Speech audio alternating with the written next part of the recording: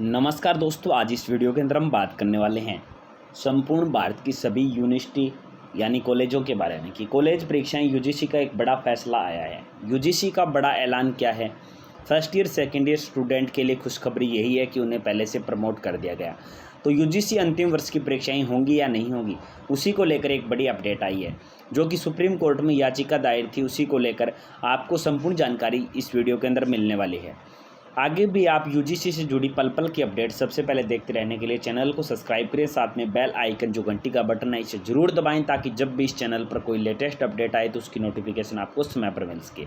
चलो वीडियो प्रारंभ करते हैं। तो यहाँ पर आप देख सकते हैं, संपूर्ण जानकारी के लिए पूरी वीडियो को आपको शुरू से लेकर अंत तक देखते रहना है। यूजीसी अंतिम वर्ष परीक्षाएं, एससी यानी सुप्रीम कोर्ट ने छात्र अपना कल्याण खुद तय नहीं कर सकते, स्पष्ट कहते हुए ये कहा है। कोर्ट ने आगे कहा है कि इस मामले में दो बिंदु हैं।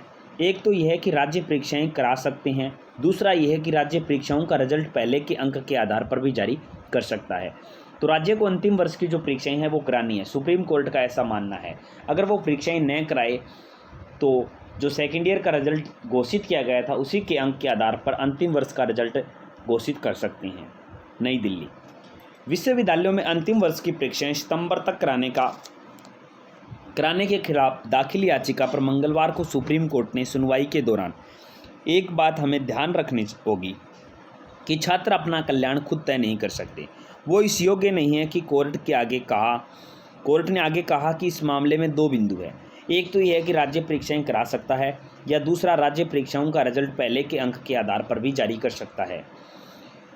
यूजीसी की तरफ से सॉलिसिटर जनरल तुषार मेहता ने कहा कि महाराष्ट्र में परीक्षाओं को न कराने का फैसला महाराष्ट्र सरकार की राजनीति से प्रेरित है। उन्होंने कहा कि युवा सेना ने परीक्षाओं के आयोजन के खिलाफ सुप्रीम कोर्ट में याचिका दायर की और महाराष्ट्र सरकार के मंत्री का बेटा इसका मुखिया है। इस टिप्पणी के बाद महाराष्ट्र सरकार ने एक बार फिर कोर्ट में कहा कि वह परीक्षाएं आयोजित नहीं करा सकते। क्या राज्य सही कर रहा है? परीक्षाओं के बिना हर छात्र पास हो, क्या इससे नियमों का उल्लंघन नहीं होगा? अगर हम उन्हें किसी भी परीक्षाओं के बिना छात्रों को पास करने की अनुमति देते हैं तो क्या इससे समस्या नहीं होगी? क्या आपदा प्रबंधन अधिनियम इस तरीके से व्याख्यान कर सकता है? मान लीजिए यूपीएससी कहे कि वह परीक्षाएं आयोजित कराएगी, तो क्या राज्य कह सकता है कि परीक्षाओं के बिना सभी छात्रों को पास करे? क्या राज्य आपदा प्रबंधन अधिनियम के तहत परीक्षाओं के मानक के बारे में फैसला ले सकते हैं? क्या राज्य छात्रों को पास करने का फैसला कर सकते हैं? इस पर जवाब देते हुए वकील अरविंदम दत्ता ने कहा कि आईआईटी ने भी कहा कि वह छात्रों को बिना परीक्षाओं की डिग्री देगा। अगर एक प्रमुख संस्थान ऐसा कर सकती है तो इसका कोई ज़रूरी कारण होगा। अंतिम परीक्षा न कराने से मानक कम नहीं होंगे। फिर वही वकील जयदीप गुप्ता ने कहा कि बहुत से छात्र कंटेनमेंट जोन में हैं।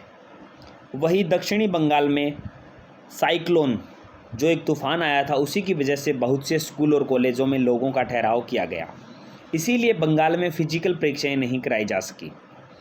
गुप्ता जी ने यह भी कहा कि जिन छात्रों को अभी अंतिम परीक्षा देनी होती है उनकी मूल्यांकन का महत्वपूर्ण हिस्सा पहले से पूरा हो चुका होता है। अन्य परीक्षाओं और अंतिम परीक्षाओं में कोई अंतर नहीं है। गुप्ता जी ने यह भी कहा कि बहुत सी यूनिवर्सिटियों का अपना कैंपस नहीं होता, उनका परीक्षा केंद्र दूसरी जगह होता है। ऐसे में ट्रांसपोर्ट का इंतजाम करना बहुत मुश्किल है, एक मुद्दा है। वरिष्ठ वकील दत्ता जी ने कहा कि महामारी के यूजीसी की परीक्षाओं का कराने का फैसला एक तरफा। इस पर जस्टिस भूषण ने कहा कि यूजीसी के निर्देशों कि सभी स्वास्थ्य से संबंधित निर्देशों का पालन किया जाना चाहिए। आप ये नहीं कह सकते कि उन्होंने जन स्वास्थ्य पर विचार नहीं किया।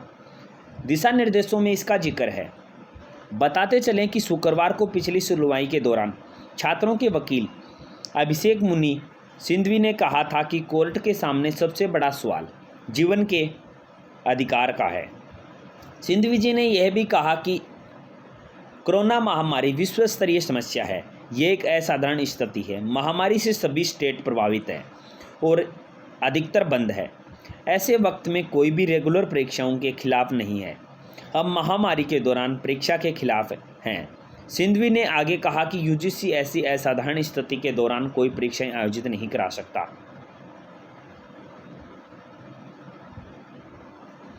तो ये थी संपूर्ण जानकारी, यूजीसी की परीक्षाएं हो या फिर नहीं हो, अभी तक इस पर किसी भी प्रकार की या कोई भी सहमति नहीं बनी है। जैसे ही यूजीसी की परीक्षाओं पर कोई भी सहमति बनती है, परीक्षाएं होंगी या फिर नहीं होंगी, अंतिम वर्ष की परीक्षाएं होने की संभावना है। क्योंकि अगर अंतिम वर्ष की परीक्षाएं नहीं होंगी, जो विद्यार्थी बीएड करना चाहते हैं उनके लिए भी समस्या है, जो विद्यार्थी आगे पीजी में एमए, एमएससी, एमकॉम करना चाहते हैं उनके लिए भी बहुत बड़ी समस्याएं हैं। तो इसीलिए अंतिम वर्ष की परीक्षाएं तो करानी होगी। कब तक होगी या नहीं होगी, उससे जुड़े सवालों के जवाब आपको जल्द ही मिलने वाले हैं। इसी के साथ यह भी कहा जा रहा है कि जो विद्यार्थी अंतिम वर्ष में है उसको उससे पहले वाली कक्षाओं के अंक के आधार पर अंक भी दिए जा सकते हैं, उसे पास भी किया जा सकता है। तो संपूर्ण जानकारी के लिए हमारे साथ बने रहें। वीडियो पसंद आई है तो प्लीज़ वीडियो को लाइक और शेयर करना ना भूलें। आगे फिर मिलते हैं एक ऐसी लेटेस्ट और नई वीडियो के साथ। तब तक के लिए धन्यवाद। जय हिंद, जय भारत।